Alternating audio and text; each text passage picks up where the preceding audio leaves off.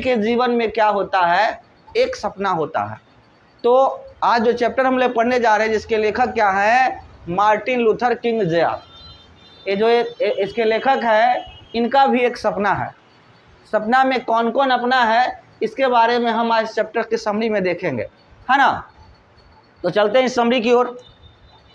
तो I have a dream, मेरा एक सपना है। एक गाना सुने होंगे, मेरा एक सपना है, देखो ना जी, कि देखो तुम्हें अपनों में कि परायों में, अपनों में, ठीक है। तो ऐसा ही क्या है, मिस्टर मार्टिन लूथर किंग का जो है एक क्या है, सपना है। लेकिन सपना में क्या देखें हैं, क्या क्या अपना देखें, बाद की बात है। पहले उनके बारे में थोड़ा जान ले कि उनका जो जन्म हुआ था 15 जनवरी 1929 को, ठीक है। और उनकी मृत्यु कब हुई थी, 4 अप्रैल 1968 को। ऑब्जेक्टिव में काम देगा। और उनके द्वारा दिया गया एक फेमस स्पीच था जिसके बारे में हम लोग जानने जा रहे हैं, पढ़ने जा रहे हैं, आई हैव अ ड्रीम, ठीक है। कौन है लड़की, देखिए जी कौन हो लड़की।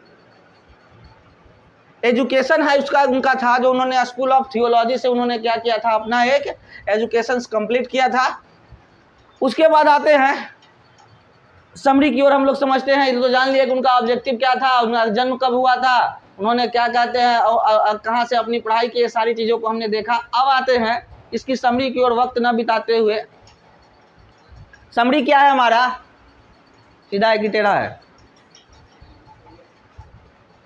I have a dream is a speech delivered by Martin Luther king, यानी कि आई हैव अ ड्रीम एक स्पीच है, एक भाषण है, जो किसके द्वारा दिया गया, डिलीवर किया गया है, मार्टिन लूथर किंग जेआर के द्वारा रिप्रेजेंट किया गया है।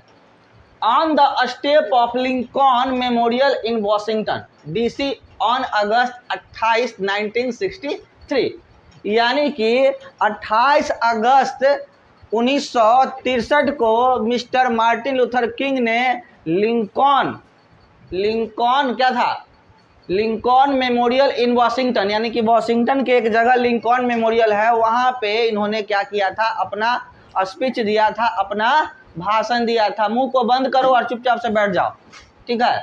उन्होंने अपना भाषण दिया था, ठीक है। He want his country from the racial distinction between white and black. ये कहाँ की बात कर रहे हैं, हम लोग अमेरिका की बात कर रहे हैं। मार्टिन लूथर किंग जो है अमेरिका की चर्चा कर रहे हैं। जिस प्रकार से हमारे देश में क्या होता है, सोशल डिस्टिंक्शन होता है, जात पात का भेदभाव होता है, तो अमेरिका में जात पात का भेदभाव नहीं होता है, रेशियल डिस्टिंक्शन होता है, गोरा और काला में भेदभाव होता है। जो गोरा है वो अच्छा है और काला है वो बैकवर्ड है, पिछड़ी जाति का है, उससे घृणा का भाव से देखा जाता है। पहले भी अब तो कमा है, लेकिन क्या बहुत हद तक कमा है, लेकिन आज भी कहीं ना कहीं क्या है, आज हमारे भारत में ही देखा जाए तो धीरे धीरे जात पात कमा है, लेकिन कहीं ना कहीं आज भी जात पात थोड़ा बहुत है ही, है ना। और बिहार की बात करें तो इससे तो भरा है। तो वही बोला गया है कि वो चाहते क्या है, कौन, मार्टिन लूथर किंग चाहते क्या है कि रेशियल डिस्टिंक्शन जो हो रहा है उसके बीच में वह क्या कहते हैं, खत्म हो जाए। आगे की ओर चलते हैं। The speech bring a great change in the country, यानी जो स्पीच वो भाषण दे रहे हैं और ये भाषण जो हुआ, जो उन्होंने दिया, इससे क्या कहते हैं, बहुत बड़ा बदलाव भी आया। जब वो भाषण दे रहे थे कि गोरे और काले में जो हम लोग अंतर कर रहे हैं ये बिल्कुल गलत है, गोरा है तो अच्छा है, काला है तो बुरा है। अरे हम काले हैं तो क्या हुआ, दिल वाले हैं, सिंपल सी बात है। गोरा है तो बहुत अच्छे हैं, नहीं ना, काले भी हैं तो अच्छे हैं, ठीक है। तो मार्टिन लूथर किंग ने इसके बारे में चर्चा की है। आगे चलते हैं। King himself establish as one of the greatest orator of the world. Mister Martin Luther King जो थे वह क्या कहते हैं, एक बड़े ही अच्छे वक्ता थे, मतलब उनको बहुत अच्छा भाषण देने आता था। जैसे कि हम आप या कोई एक नेता जो है बहुत अच्छा भाषण देता है, हमारे देश के नरेंद्र मोदी जी अच्छे नेता हैं कि नहीं, अच्छे इंसान हैं कि नहीं, लेकिन अच्छे वक्ता है, मतलब अच्छा भाषण दे लेते हैं। लोगों को क्या कहते हैं, मैनिपुलेट करना उन्हें बहुत अच्छी तरह से आता है। सही हो गलत हो एट ए टाइम सब उनको सही ही कहेगा, ठीक है। तो लोगों को मैनिपुलेट करना एक अच्छे लीडर की पहचान होती है। अच्छे इंसान की पहचान हो ना हो, एक अच्छे लीडर की पहचान होती है। तो मिस्टर मार्टिन लूथर किंग भी एक अच्छे ओरेटर थे। इन हिज स्पीच, उन्होंने अपने स्पीच में ही request his the audience to maintain peace and conduct their movement with dignity. बोला गया है क्या, वह जब वो स्पीच दे रहे हैं तो हजारों लाखों की भीड़ में लोग सुन रहे हैं उनकी बातों को, तो बोलते हैं क्या कि हम जो अपना आंदोलन चला रहे हैं किसके बीच में, गोरा और कालों के बीच में, यानी कि काला लोग अपना हिस्सेदारी, अपना क्या कहते हैं भागीदारी, अपनी समानता, इक्वलिटी को मांग कर रहे हैं एक आंदोलन के थ्रू। तो वो कहते हैं कि हम क्या कहते हैं, झगड़ा नहीं करेंगे, हम अपना आंदोलन जारी रखेंगे लेकिन शांतिपूर्वक, डिग्निटी से, मतलब एक आदर्शता से, जैसे कि गांधी जी हमारे करते थे। गांधी जी के 3 बंदर, पापा मम्मी या दादा, कौन कौन, बुरा मत सुनो, बुरा मत देखो और बुरा मत कहो। शांति से अगर कोई मारे एक थाप तो अपना दूसरा गाल भी दे दो। तो वैसे ही मार्टिन लूथर किंग कहते हैं कि भाई हम लोग अपना आंदोलन जारी रखेंगे, इन गोरों से अपना हक लेके रहेंगे, लेकिन कभी भी क्या कहते हैं झगड़ा नहीं करेंगे, अशांति नहीं करेंगे, शांति से प्रेम से कहें कि भाई हमको अपना हक दे दो। क्या कारण है जो तुम हमको अपना हक नहीं देते हो, तुम्हारा भी 2 गोर है, मेरा भी 2 गोर है, तुम्हारा भी 2 हाथ है, हमारा भी 2 हाथ है, तुम भी पढ़े लिखे हो, हम भी पढ़े लिखे हैं, तो अंतर क्यों, बस तुम गोरे हो हम काले हैं, तो कलर का ही है, कोई लाल है, कोई पीला है, कोई हरा है, ड्रेस तो ड्रेस ही होता है। तो आप उसका अंतर आप प्रभु पे छोड़ दीजिए। आप किसी व्यक्ति को क्या कहते हैं, आप अपने हिसाब से जज नहीं कीजिए कि गोरा है तो अच्छा है, काला है तो बुरा है। अभी अभी हमने बताया काले हैं तो क्या हुआ, दिल वाले हैं, है ना। आगे की ओर चलते हैं। He remind the authority of his promise that were made 100 years ago. A parent the poor and bad condition of the negro slaves। बोला गया है क्या, they live in a slum and ghettos, they are deprived of their right to vote। बोला गया है क्या, अब वो कह रहे हैं क्या कि वो डिग्निटी से करना चाहते हैं और उन्हें वो याद दिलाते हैं कि क्या कहते हैं 100 साल से, मतलब सालों साल से उनके साथ जो क्या कहते हैं गोरे और काले में भेदभाव है, वहाँ पर काले लोगों को एक नाम दिया गया था, नेग्रोज। ठीक है, जैसे कि हम लोग के समाज में, भारतीय समाज में जो ब्लैक है या मतलब कि पिछड़ी जाति से बिलोंग करता है तो उसे एक नाम दिया गया है दलित। ठीक है, वैसे ही क्या कहते हैं दलित या हरिजन कहा जाता है, लेकिन क्या होता है उसी प्रकार से उन लोग को भी एक नाम दिया गया है नेग्रो। क्या दिया गया, जो काला है उसको क्या नाम दिया गया, नेग्रो। और नेग्रो जो कहते हैं कि ठीक है भाई हम लोग क्या कहते हैं, वो कहाँ रहते हैं, तो स्लम्स में रहते हैं। मतलब स्लम्स का मतलब होता है झोपड़पट्टी, वो झोपड़पट्टी में रहते हैं, बैकवर्ड पिछड़े जगह पे रहते हैं। वो अमीरों की तरह बहुत बड़ा घर उनके पास नहीं है, रहने के लिए क्या कहते हैं घर और गार्डन और पूरा सुविधा नहीं है, लेकिन है, रहते तो हैं। और प्रत्येक व्यक्ति को क्या होता है, अथॉरिटी होता है, मानवाधिकार है। उस मानवाधिकार पे जिस व्यक्ति का 18 साल पूरा हो गया उसे क्या कहते हैं, वोट देने का अधिकार होता है। ये वोट देने का अधिकार बहुआ इतना पावरफुल है कि अगर चाहे तो आप क्या कहते हैं पूरा सरकार बदल दे और अपने हक के लिए लड़ सकता है। लेकिन हम और आप क्या कहते हैं बैकवर्ड लोग जो ऐसे करते हैं, वो 2000, 400, 500, कभी कभी 1 बोतल दारू, एगो मुर्गा पर क्या कहते हैं वोट दे देते हैं।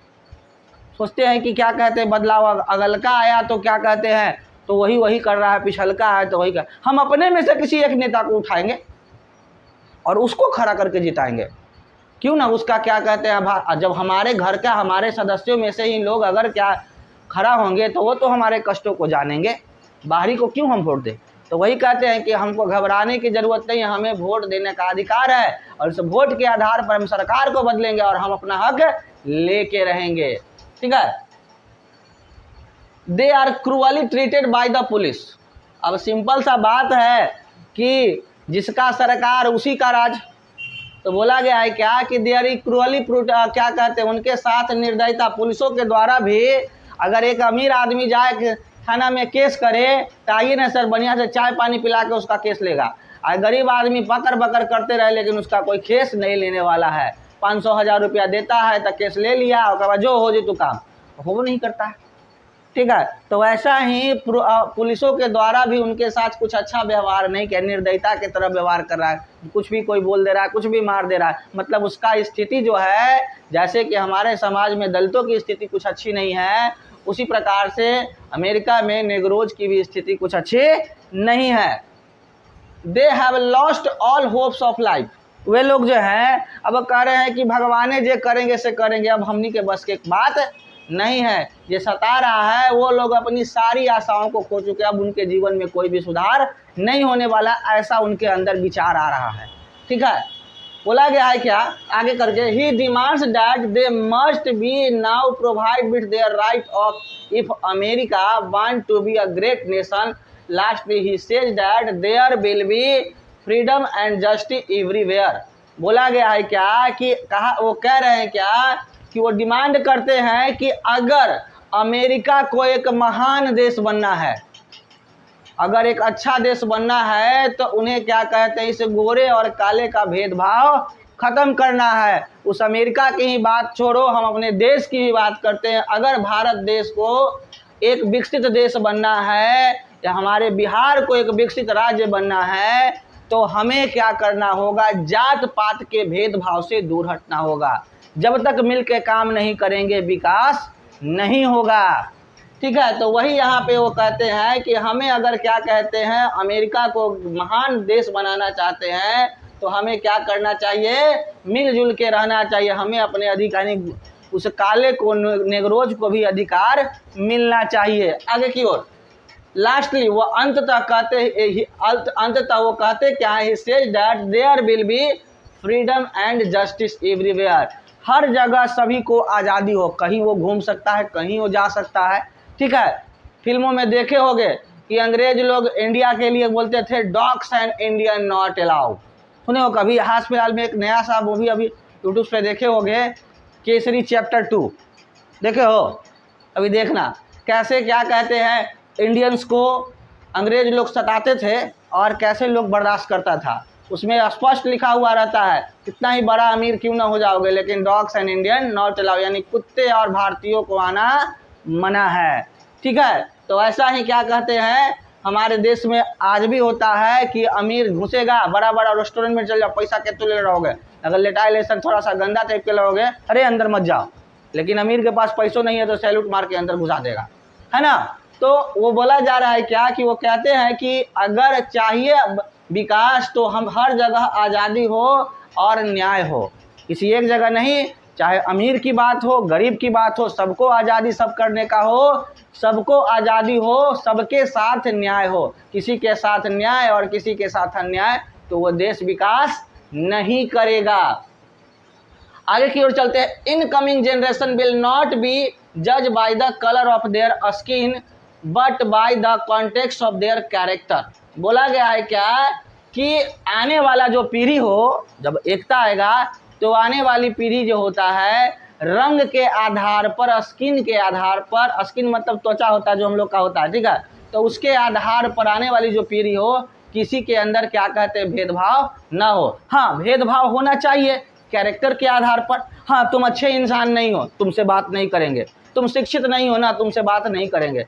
अच्छे व्यक्ति हम हैं तो अच्छे व्यक्ति से ना बात करेंगे, लेकिन रंग के आधार पर किसी से भेदभाव, कोई मतलब कि फॉरवर्ड कास्ट का है, कोई बैकवर्ड कास्ट का है, दोनों पढ़ा लिखा है, रंग के आधार पर क्या किया जाता है, तो दोनों में अंतर नहीं होना चाहिए, उसके गुण के आधार पर होना चाहिए। ठीक है, उसके बाद बोला गया है क्या, there is hope for the transformed situation where all black people will be able to join hand with all white people.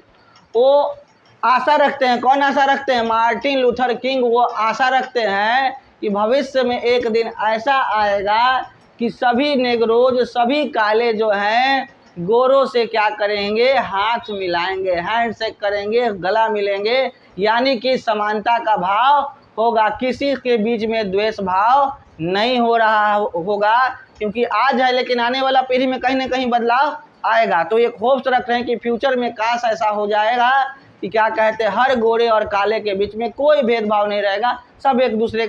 ये हमारा आई हैव ए ड्रीम जो चैप्टर था, वो क्या कहते हैं, किसका सपना था, तो मार्टिन लूथर किंग का सपना था। और उनका सपना क्या था कि जो अमेरिका में गोरे और कालों के बीच में जो भेदभाव हो रहा है, वो भेदभाव नहीं होगा, सब मिलजुल कर रहेंगे। ठीक है, और इसका हिंदी वर्जन जो है वो क्या कहते हैं, लिखा हुआ है, इसको आप चाहें तो आप इसको भी लोड करके आप या स्क्रीनशॉट लेके लिख लीजिएगा।